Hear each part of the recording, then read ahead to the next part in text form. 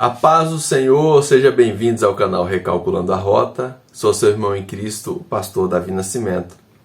Estamos aqui para estudar mais uma ordenança bíblica. A ordenança quanto à contribuição financeira. Eu sei que você não tem dificuldade com isso, mas pode ser que você encontre com alguém que tem essa dificuldade. Então, durante essa lição, nós vamos entender a importância disso, né? O quanto é essencial para a vida do cristão. A contribuição, a participação com as nossas finanças. Nós precisamos entender que somos chamados para servir a Cristo em tudo, né? Corpo, alma e espírito. Nós, na nossa essência por completo, nós somos chamados a servir a Cristo em tudo. Nascemos novamente em Cristo. E aí tem muita gente que diz assim: em quase tudo eu permito Deus direcionar, eu ouço Deus me direcionar em todas as áreas. Quando chega na área financeira, ela fala: não, essa parte aqui Deus não entra, essa parte aqui sou eu que resolvo, é do meu jeito. Então, muitas pessoas veem o dinheiro com uma certa dificuldade, tem no dinheiro uma certa dificuldade, né? O próprio Jesus nos orienta que não devemos servir a Deus e às riquezas. Nós precisamos escolher a quem servir. Que ele fala: se você servir a dois senhores, o dinheiro é a única coisa que Cristo coloca na Bíblia como sendo um ídolo. Aquele que tentar agradar o seu dinheiro vai desagradar a Deus. E aquele que agrada a Deus, com certeza, vai desagradar o mamon. É o único ídolo que Cristo, que Jesus coloca. É o único ídolo que o Cristo, durante toda a sua trajetória aqui, coloca. E é o principal ídolo. As pessoas iam atrás de ídolos no Antigo Testamento esperando que esses ídolos os abençoassem com riquezas materiais, com boas colheitas. Então, a primeira coisa que a gente precisa entender quando a gente pensa em finanças, né, para o cristão, para aquele que nasceu de novo, é que o dinheiro é apenas um instrumento. O dinheiro é apenas um mecanismo. E às vezes eu sei que muitas pessoas têm dificuldade porque ficam olhando exemplos de lideranças disso ou daquilo. E aí as pessoas se escondem atrás dessas desculpas para justificar a sua avareza. Porque você pensa assim: eu não vou ofertar naquela igreja porque a igreja faz isso, isso e isso. Tem milhares de igrejas. Às vezes na sua cidade, que é uma cidade, pode ser uma cidade pequena, aqui na cidade que eu moro tem milhares. Mas numa cidade pequena tem aí 2, 3, 4, 10 igrejas. Tem alguém que você conhece que está fazendo a obra. O que não falta é justificativa, né, de pessoas que estejam fazendo a obra. Ontem mesmo eu estava conversando com um pastor amigo nosso que está em Moçambique. E aí, se você tem dificuldade de onde ofertar, de como direcionar as coisas, as bênçãos que Deus tem te outorgado, eu vou te apresentar alguém que você pode semear na vida dele. Muito em breve eu vou lançar aqui parte da história desse pastor, do pastor Carlos Rézio, que está no Moçambique há 22 anos. Então, o que não falta é pessoas sérias que nós somos convidados a participar com os nossos recursos financeiros. Mas muita gente fica se escondendo para justificar a sua pequenez, né, a sua ganância, a sua usura em relação aos recursos financeiros, né? Então nós vamos ver que em duas situações aqui, uma no Antigo Testamento e outra no Novo, sobre como as pessoas estavam lidando com os recursos financeiros, e nós vamos ver uma outra situação no Novo Testamento, que é o exemplo da igreja de Corinto. Na verdade, um exemplo excelente, um exemplo a ser seguido. O nosso texto áureo está em 2 Coríntios 9 e 7. Cada um contribua segundo propôs no seu coração, não com tristeza ou por necessidade, porque Deus ama o que dá com alegria. Então, ofertar não é um momento de tristeza, não é um momento para eu ficar triste. E nem porque eu necessito de aparecer, ou eu vou dar achando que Deus vai me abençoar lá na frente, e na verdade eu oferto porque Deus já me abençoou e não para que Ele me abençoe. E também nós precisamos lembrar que Deus ama aquele que oferta, que contribui, que utiliza das suas riquezas materiais e faz isso com alegria, utiliza em benefício do outro. Porque ofertar é eu olhar para o outro, usar os recursos que poderia ser usado comigo, e eu olho e contemplo o outro com o que Deus já me abençoou. Olhe bem, ofertar é abençoar o outro, é direcionar aquilo que Deus já me entregou e eu utilizo para que o outro, filho de Deus, seja alcançado com esse recurso. Porque quando eu faço isso, eu estou dizendo para Deus que eu confio que Ele vai mandar mais. Muita gente não oferta com medo de faltar. E vai faltar, sabe por quê? Porque você não está confiando naquele que já enviou o que está na sua mão, os recursos que estão na sua mão. Os filhos de Deus, eles precisam aprender a orar, Pai nosso que estás nos céus, mas também precisa, além de reconhecer Deus como um Pai, ele precisa saber que quando ele pede o pão nosso, de cada dia, nos dá hoje. Porque se eu entendo que o pão que ele envia, os recursos para o alimento que ele envia e eu sei que é nosso, se eu ver meu irmão passando necessidade, se eu ver alguém passando necessidade, eu vou ter um coração generoso. A oferta é sobre generosidade. Generosidade daqueles que sabem que tudo isso aqui vai passar, meu irmão. Tudo que a gente tem de recurso material aqui vai ficar aqui. Então tem gente construindo coisas desnecessárias aqui, sem um propósito. E tudo isso vai ficar. E essas pessoas ainda correm o risco de ficarem aqui. Porque o coração delas estão aqui. Coloca o vosso tesouro no céu. Ajuntais tesouros no céu. Porque onde estiver o vosso tesouro, aí estará o vosso coração. Então tem muita gente correndo o risco de perder a sua salvação, né? Na nossa perspectiva, tem gente que vai dizer, ninguém perde salvação. Beleza, isso aqui não está no mérito, né? Mas tem muita gente correndo o risco de ficar de fora por causa justamente desse coração fechado e voltado para as coisas materiais, tendo no dinheiro, tendo nas riquezas um ídolo, fazendo das riquezas um ídolo.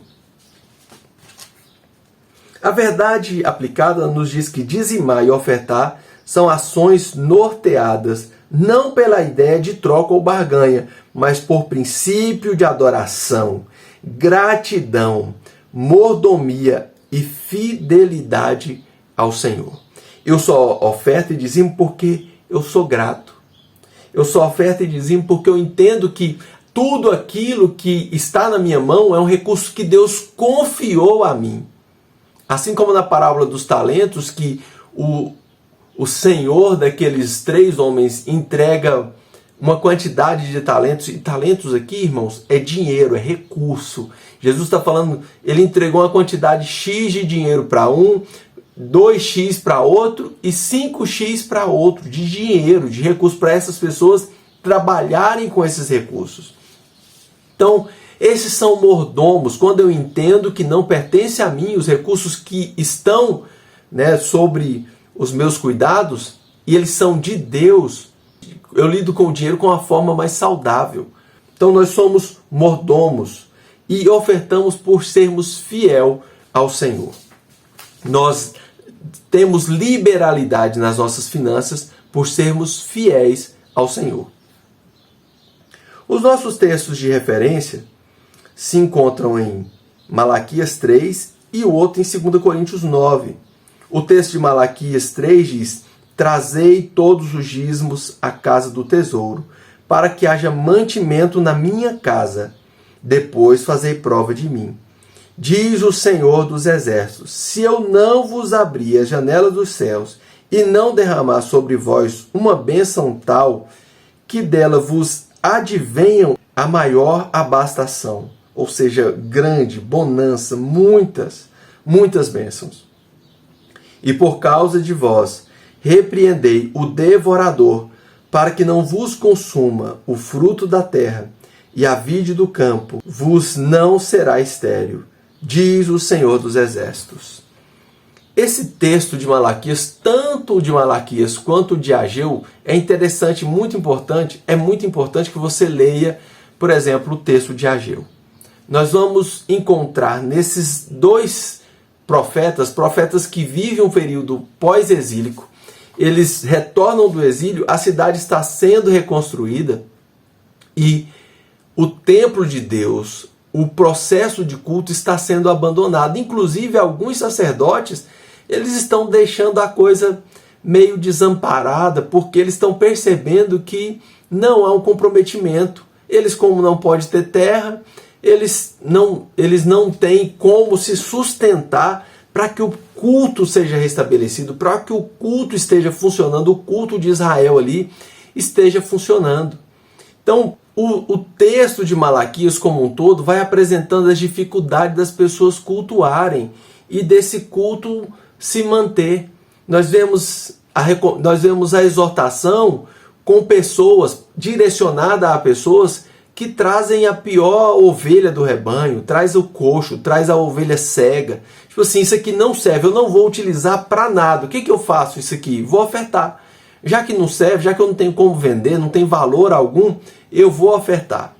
Não é diferente hoje. Às vezes as pessoas chegam na igreja hoje e falam assim, olha, tem algo aqui que eu não estou utilizando, não tem serventia nenhuma para mim, então eu quero ofertar aqui na igreja. E você vai ver algo que já está estragado, totalmente comprometido, né, o seu uso, já não é possível fazer um uso mais pleno disso. Então, aqui na nossa igreja tem um hábito de quando, por exemplo, o Ministério Infantil precisa de alguma coisa, e as pessoas dizem, não, vamos ver se alguém tem alguma coisa lá em casa. Eu falo, olha, normalmente se a pessoa tem e vai ofertar, já é algo que não está utilizando e não serve. Então, se eu não quero usar com os meus filhos na minha casa, algo que eu não quero usar para mim, aí eu pego e levo para o meu irmão usar, eu levo para que as crianças da igreja possam usar. Eu falo, não, gente, vamos pedir uma oferta direcionada. Eu falo, irmãos, nós estamos precisando de realizar isso, isso e isso, porque nós somos uma igreja que não é tão grande, então não tem um caixa tão robusto como algumas sedes, igrejas que têm congregações, né? Nós somos uma igreja que temos autonomia financeira, mas também não temos ajuda externa financeira. Então, de outras igrejas, de igrejas maiores, temos um vínculo, né? Um vínculo de cuidado com uma igreja, com um campo maior, mas temos essa autonomia. Então, quando precisa fazer investimentos, certos investimentos, a gente, entre irmãos, fala, irmãos, nós precisamos. E aí eu chego em algumas pessoas, né? A gente já sabe o irmão que tem condição, eu lanço de forma mais ampla, e normalmente as pessoas mais simples são as primeiras a quererem vir contribuir, a querer fazer parte. Às vezes o que tem um pouquinho mais de recurso, ele pensa, pai, você tem uma conta, tal dia, não é que eu tenho um cheque para cobrir, não tem nem mais cheque, né? Tem um boleto para pagar tal dia. E aí quando as pessoas têm liberdade e falam isso comigo, eu falo, meu irmão, quem que mandou esse dinheiro que está com você agora? Quem que enviou? Quem que vai enviar o outro? Eu não quero que você faça compromissos sem responsabilidade. Mas se Deus enviou esse, o mesmo Deus que envia esse é quem envia o outro. Se você deixa de ofertar, de participar na vida da igreja, na vida do seu irmão, por causa de um medo que você tem, de um compromisso que está lá na frente, que fé é essa que a gente tem? Que fé é essa que nós temos? Né? Esse ano eu tenho experimentado coisas que tem sido um marco para mim, tem sido um testemunho vivo. Eu, no final do ano, estava com o carro já aos pedaços, já não dava para seguir com ele. Eu fiquei praticamente 2 meses com ele parado na porta de casa e pegando Uber, andando a pé. Tinha dia de andar 17 quilômetros. E por um tempo eu orava pedindo, Deus, tem aquele dinheiro para entrar, tem fulano que me deve, tem essa situação, tem aquela. E aí, durante esse tempo, Deus foi ministrando ao meu coração, confia, confia. E eu imaginava pegar um carro, né, para fazer um trampolim para daqui 3 anos pegar um outro modelo de carro. E Deus preparou uma forma de que eu consegui pegar o carro que eu imaginava pegar daqui 3 anos. mas os dinheiros que tinham para entrar, para chegar, só chegou o principal mesmo, só chegou na hora que eu estava na mesa negociando. E aí eu entendo claramente, eu já tinha essa convicção, mas ali Deus deixa claro que Ele está cuidando. Inclusive quando Ele diz não, quando as coisas, né, dá uma segurada um pouquinho, é porque Ele está nos livrando de algo que pode não ser tão bom, ou que Ele tem algo melhor ainda do que aquilo que se desenha na nossa frente. E aí passa o ano, o carro, eu tive um problema durante uma viagem, tinha uma peça na estrada e essa peça acertou o carro, e eu tive que parar com o carro, acionar o seguro, e o carro ficou 32 dias na concessionária, e o preço do conserto ficou mais de 20 mil, quase 30 mil, e aí eu não tinha esse recurso, eu estava extremamente apertado, mas tinha franquia, o seguro cobriu, até a franquia era pesada. E nesse momento, Deus começou a tocar no meu coração em algumas coisas. Doa isso. Eu anunciava uma coisa para vender, aí Deus fala, isso aqui você vai doar para fulano. Eu pensava em um dinheiro que alguém tinha que me pagar, falava, você tem que perdoar esse dinheiro. Você tem que perdoar. Perdoa pelo menos um valor X, uma quantidade X.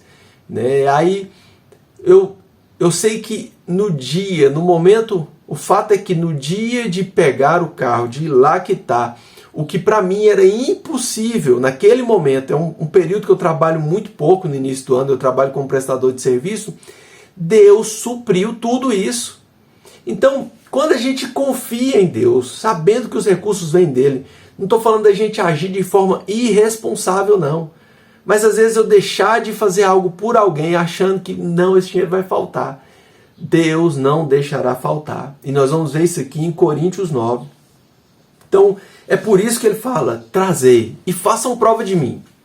Vocês não vão cobrar de quem você ofertou, onde você levou o seu dízimo, onde você empenhou os seus recursos financeiros. Você não vai confrontar lá, você vai fazer prova comigo. Comigo. Não deixe de ofertar com medo do que pode vir no futuro. Com medo de algo que você tem que arcar. Porque o Deus que enviou esse é o que envia muito. Eu lembro que no dia que o carro deu problema, eu falei, Deus, eu estou aqui tentando pensar como que eu vou pagar a parcela desse mês do carro. E aí vem, provavelmente, se eu tiver que lidar com a franquia, né, um valor 2 vezes mais do que a parcela do carro. Então eu não tinha nem o da parcela, em vista, né? Não tinha em vista. Mas a minha oração naquele momento de angústia, na rodovia, deserto, caçando lugar que não tinha sinal de telefone, andando para caçar sinal de telefone, eu fiz uma oração seguinte, de confiança. Eu falei, Deus, eu sei que aquele que envia o pouco é o que envia o muito. O Senhor é quem envia o pouco e o Senhor envia o muito. Se o Senhor permitiu isso aqui, é porque o Senhor vai suprir. E Ele tem suprido. Isso foi em janeiro. Até aqui, Deus tem nos ajudado. É milagre todos os dias. Todos os dias. Todos os dias, um milagre. Cada semana, um milagre do cuidado de Deus. Deus cuida de nós. E quando nós ficamos presos a questões financeiras, às vezes, durante esses dias teve situações de alguém ligar, Davi, eu estou numa situação aqui, eu não tenho como ir participar do culto, eu estou, até para trabalhar está difícil, meu carro, a bateria arriou, não tem como sair de casa. Você tem como me arrumar? E eu pensar, eu não tenho. O que acabou de entrar, eu preciso para pagar isso ou aquilo, o que acabou de cair. Eu falei, não, tem como sim, meu irmão, eu te arrumo. Eu vou te organizar esse valor. Né? Nesse caso era um empréstimo que o irmão precisava naquele momento, e eu confiei naquilo, né? Confiando que Deus enviaria o suprimento posterior. E veio, e vem. Deus é socorro presente na hora das dificuldades. E nós precisamos aprender a confiar num Deus que está acima de todas as coisas, que está acima de riquezas, de principados, de potestades, qualquer coisa que pode tentar nos parar. Nós precisamos ter e exercer essa confiança. Então, quando eu chego em algumas dessas pessoas que estão com dificuldade e eu ouço isso delas, eu falo, você confia que Deus pode enviar? Que Deus é capaz de suprir isso? Se você confia que é Deus que supre as suas necessidades, que a empresa que você tem, o empreendimento que você tem, é Deus que te deu. Porque eu falo o seguinte, nem o fôlego de vida é meu, nem o fôlego de vida. Se ele falar assim, tiro, ele tira na hora e eu não tenho nem isso. Como que eu posso dizer que uma empresa é minha? Pode ser que eu tenha construído mesmo e eu empenho tanta força que Deus não se sinta participante e dono daquilo. Às vezes eu fiz tanta coisa que não deveria fazer, menti, fiz negócio enganando as pessoas. De fato, isso não é de Deus, né?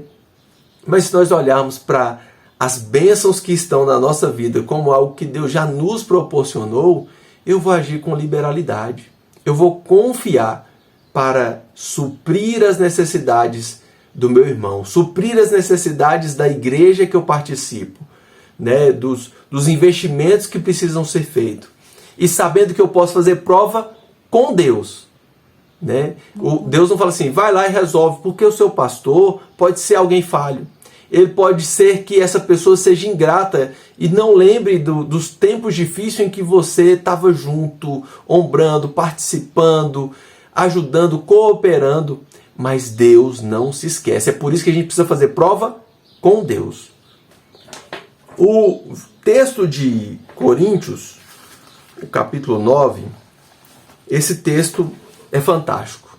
Quando a gente pensa em Novo Testamento, eu percebo uma igreja aqui que tem comprometimento com a obra de Deus. O apóstolo Paulo falou, nós estamos tendo uma dificuldade com certos irmãos e nós precisamos levantar uma oferta e eles estão prontos. E envia a oferta. E o apóstolo Paulo escreve essa carta como alguém muito grato com o que Deus tem feito e está fazendo através desses irmãos.